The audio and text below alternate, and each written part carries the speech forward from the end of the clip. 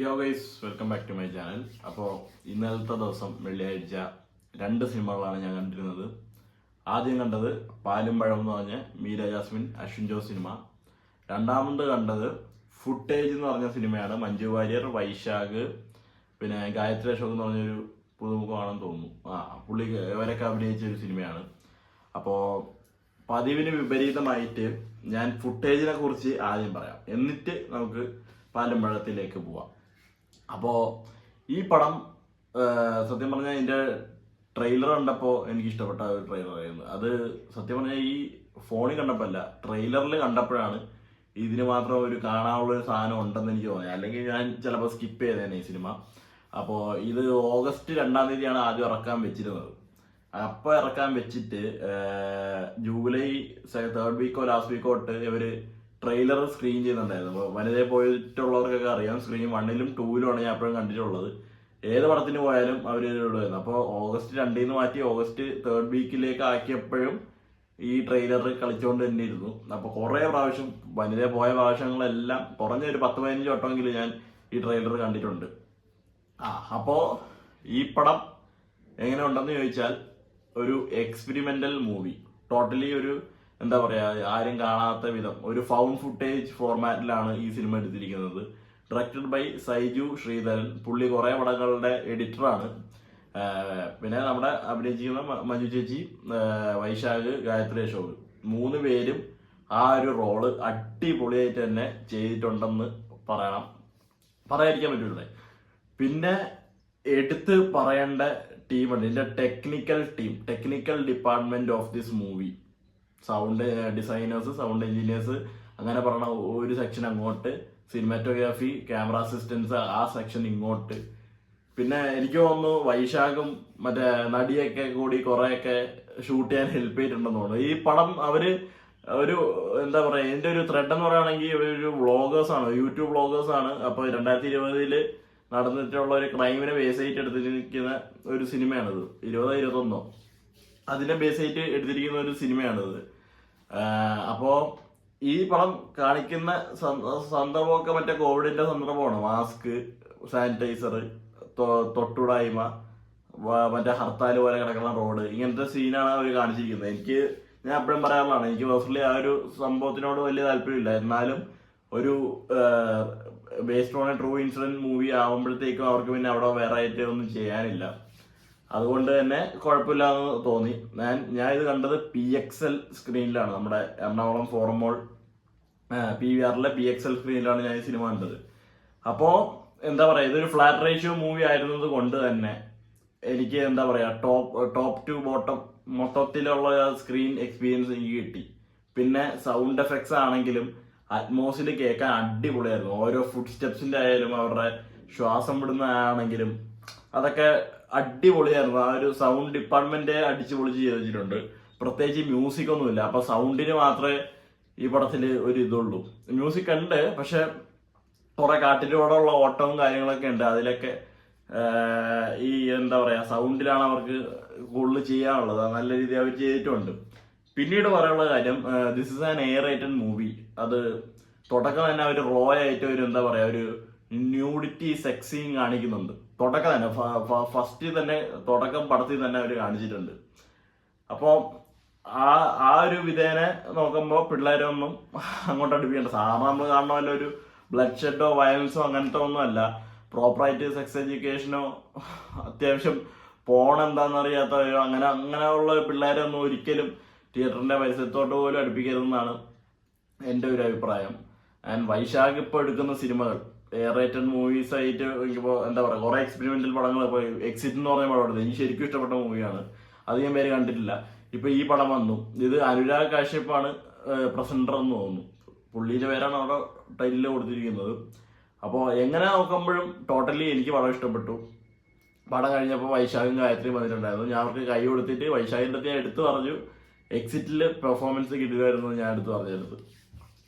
അപ്പൊ അതാണ് ആ പടത്തിനെ കുറിച്ച് അത്രേ പറയാനുള്ളൂ. ഇത് എത്ര പേർക്ക് കലങ്ങുമെന്ന് എനിക്കറിയാം, കുറെ പേർക്ക് ലാഗ് അടിക്കാം. പക്ഷെ ഞാൻ ഭയങ്കര എൻഗേജ്ഡ് ആയിട്ടാണ് ഇരുന്ന് കണ്ട ഈ പടം. ആ ഒരു എന്താ പറയാ, ഒരു ക്യൂരിയോസിറ്റി നല്ലോണം ഉണ്ടായിരുന്നു. ഇനി എന്താവും, എന്താണ് ആയത്, അങ്ങനെയൊക്കെ അറിയാനായിട്ടൊരു ഇതുണ്ടായിരുന്നു. പിന്നെ ഇതില് കുറച്ച് എന്താ പറയാ hand to hand combat portions എടുത്തു വെച്ചിട്ടുണ്ട്. പിന്നെ ആ ഒരു ഫൈറ്റ് സീൻ എന്ന് പറയുമ്പോഴത്തേക്കും ഒരു ഭയങ്കര ഒരു ഒറിജിനാലിറ്റി എനിക്ക് ഫീൽ ചെയ്തു. ഭയങ്കര റിയൽ ആയിട്ട് അവരെടുത്ത പോലെ എനിക്ക് തോന്നി. എന്ന് വെച്ചാൽ സാറ് നമ്മൾ കാണുന്ന പോലെ മറ്റേ ബീജോ മാസം കുത്തി കയറ്റി ബുഷ്കൂന്ന് ഇടിക്കുമ്പോൾ തെറിച്ച് പോണ പോലെ അല്ല. ശരിക്കുള്ള ഫൈറ്റ് എങ്ങനെയാണ്, എത്രത്തോളം നമുക്ക് ഇടിച്ചു നിൽക്കാൻ പറ്റുമെന്നൊക്കെ ഇതിൽ കാണിച്ചിട്ടുണ്ട്. അതും എനിക്ക് നല്ല രീതിയിൽ തന്നെ തോന്നി.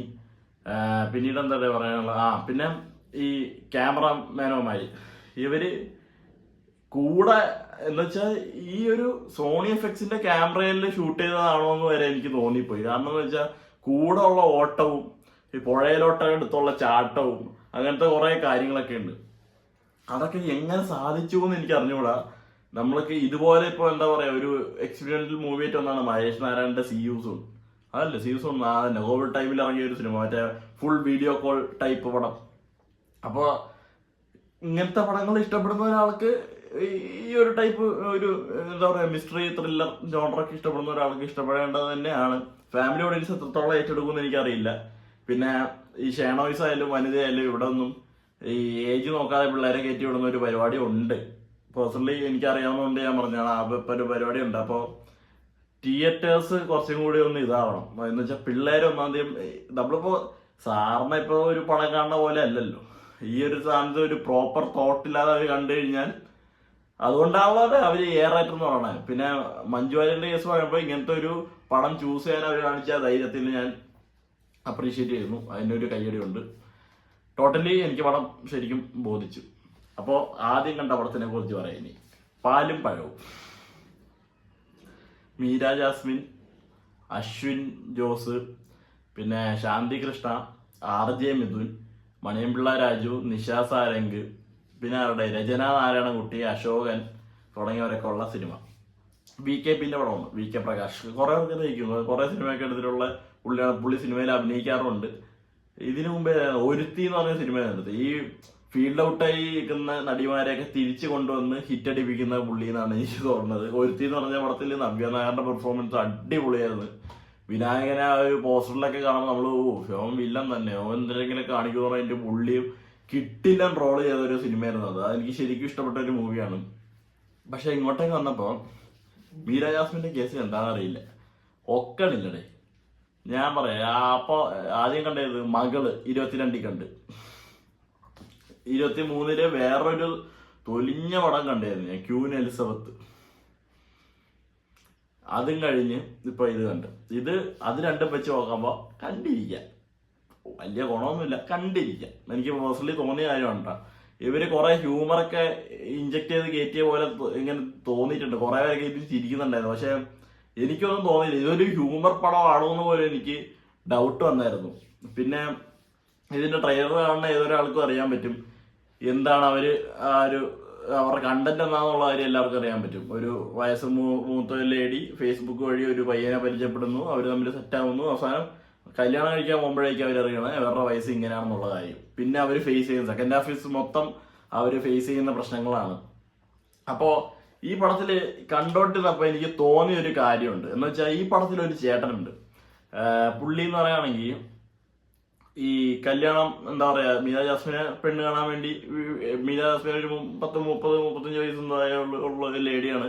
ഈ 40-45 വയസ്സായ പുള്ളി ഇവരെ കാണാൻ വരുന്നു, പെണ്ണ് കാണാൻ വരുന്നു, ഇഷ്ടമുണ്ട്, കല്യാണം കഴിച്ചാറുണ്ട്. എന്നാൽ മീര ജാസ്മിൻ ഒഴിവാക്കി വിടുകയാണ്. അപ്പോ ഈ പുള്ളിക്കാരനെ മുതുക്കൻ എന്നൊക്കെ വിളിച്ചിങ്ങനെ കളിയാക്കുന്ന ഒരു സാധനമുണ്ട്. അപ്പോ പുള്ളിക്കാരി ഒരു സീനുണ്ടോ ഇങ്ങനെ പച്ചക്ക് എനിക്ക് മുതുക്കര വേണ്ടെന്നുള്ള ഒരു സീൻ പറയുന്നുണ്ട്. അങ്ങനെ പറയുമ്പോൾ ആ ചേട്ടന് ഉണ്ടാവുന്ന ഒരു ഫീലിങ്സ്, ആ ഒരു സാധനം എന്ന് വെച്ചാൽ അത് കറക്റ്റായിട്ട് പുള്ളി നമുക്ക് പറഞ്ഞു തന്നിട്ടുണ്ട്. ആ ചേട്ടന് ഉണ്ടാവുന്ന ഒരു ഫീലിങ്സ് എന്താണ്, ആ ഒരു പ്രശ്നം, ആ ഒരു സംഭവം കറക്റ്റായിട്ട് നമുക്ക് റിഫ്ലക്ട് ചെയ്ത് തരുന്നുണ്ട്. ആ ഒരു സാധനം മാത്രം എനിക്ക് ഇഷ്ടപ്പെട്ടു. പിന്നെ ശാന്തി കൃഷ്ണൻ ഇങ്ങനെ മുതുക്കി സ്വന്തം മോളെ ഇങ്ങനെ വിളിച്ചോണ്ടിരിക്കുന്നത്. ഏതമ്മയുടെ സ്വന്തം മോളെ മുതുക്കി എന്നൊക്കെ ഇങ്ങനെ വിളിച്ചോണ്ടിരിക്കുന്നത്. സംഭവം വാക്ക് വെച്ച് നോക്കുമ്പോൾ അതത്ര വലിയ വാക്കൊന്നും ആയിരിക്കില്ല, പക്ഷെ കേൾക്കുമ്പോൾ എന്തെന്ന് അറിയില്ല, വല്ലാത്ത കല്ലടിയാണ് ടു ബി ഓണസ്റ്റ്. പിന്നെന്താ പറയാ, അശോകേട്ടനായാലും മറ്റേ മണിയമ്പിള്ള രാജു ആണെങ്കിലും എല്ലാവരും വെറുതെ ഇങ്ങനെ ഉണ്ട്, ചുമ്മാ കണ്ടോണ്ടിരിക്കുക. ഇതിനെ കുറിച്ച് എനിക്ക് കൂടുതലായിട്ടൊന്നും പറയില്ല. ഇപ്പൊ അശ്വിന്റെ കഴിഞ്ഞ പടം എന്ന് പറഞ്ഞാൽ അനുരാഗമാണെന്ന് തോന്നുന്നു, അതെനിക്ക് പിന്നെ ഇഷ്ടപ്പെട്ട സിനിമയാണ്. മീര ജാസ്മിൻ, പിന്നെ മീര ജാസ്മിനെ പണ്ടത്തെ ഒരു ലുക്ക് എത്തിക്കാനാണോ എന്ന് എനിക്ക് അറിഞ്ഞുകൂടാ. പണ്ട് നമ്മൾ ഈ രസതന്ത്രത്തിലും പിന്നെ എന്തായാലും ഇന്നത്തെ ചിന്താവിഷയത്തിലെ കണ്ട പോലെ ഒരു പാവാടയും ബ്ലൗസും ഇട്ട് ഒരു പറമ്പിൽ കൂടെ ഓട്ടിക്കുന്ന ഒരു ഷോട്ടുണ്ട്. ആദ്യം ഷോട്ട് കണ്ടപ്പോൾ എനിക്കൊന്നും തോന്നിയില്ല. പിന്നെ ക്ലോസപ്പ് വന്നപ്പോഴത്തേക്കും മുഖം AI ചെയ്ത പോലെ ഇരിക്കുന്നത്, അവിടെ വെട്ടി ഇവിടെ വെട്ടിയൊക്കെ ഇങ്ങനെ ഇരിക്കുന്നത് അറിഞ്ഞൂടാ. പിന്നെ ഇവര് എന്താ പറയാ, ഇത് ഒരു ഔട്ട്ഡേറ്റഡ് ടോപ്പിക്കാണ്. ഈ ഫേസ്ബുക്കിന്റെ തട്ടിപ്പ്, 35 വയസ്സുകാരി 22കാരനെ പ്രണയിച്ചു, കല്യാണം കഴിച്ചു, പിന്നെ എന്താ പറയാ, അങ്ങനത്തെ കുറെ കേസ് കേട്ടൊക്കെ ഉണ്ടല്ലോ. ഇപ്പൊ ഫേസ്ബുക്ക് വഴി കണ്ടെത്തിയത് ഒരു യുവാവായിരുന്നു, യുവാവും തമ്മിൽ പ്രണയത്തിൽ, അങ്ങനത്തെ കേസൊക്കെ കേട്ടിട്ടുണ്ടല്ലോ. അതിനെയൊക്കെ ബേസ് ചെയ്ത് ഇറക്കിയ ഒരു സിനിമ ഭയങ്കര ഔട്ട്ഡേറ്റഡ് ആയിട്ടുള്ള ഒരു ടോപ്പിക്കാണ്. അതുകൊണ്ട് തന്നെ അത്ര നമുക്കിങ്ങനെ കണ്ടിരിക്കുക, കുറച്ചെങ്കിലും ഹ്യൂമർ നല്ല രീതിയിൽ ചെയ്തിട്ടുണ്ടായിരുന്നെങ്കിൽ എനിക്ക് പിന്നെ ഇഷ്ടപ്പെടുമായിരുന്നു. പക്ഷെ ഹ്യൂമർ പോലും ഉണ്ടായിരുന്നില്ല എന്നാണ് എൻ്റെ ഒരു അഭിപ്രായം. അപ്പൊ അത്ര ഇതിനെ കുറിച്ച് പറയാനുള്ളൂ. എന്തായാലും അടുത്ത പടമൊക്കെ വരട്ടെ, കാണാം. അപ്പോൾ that's all for today. Bye bye.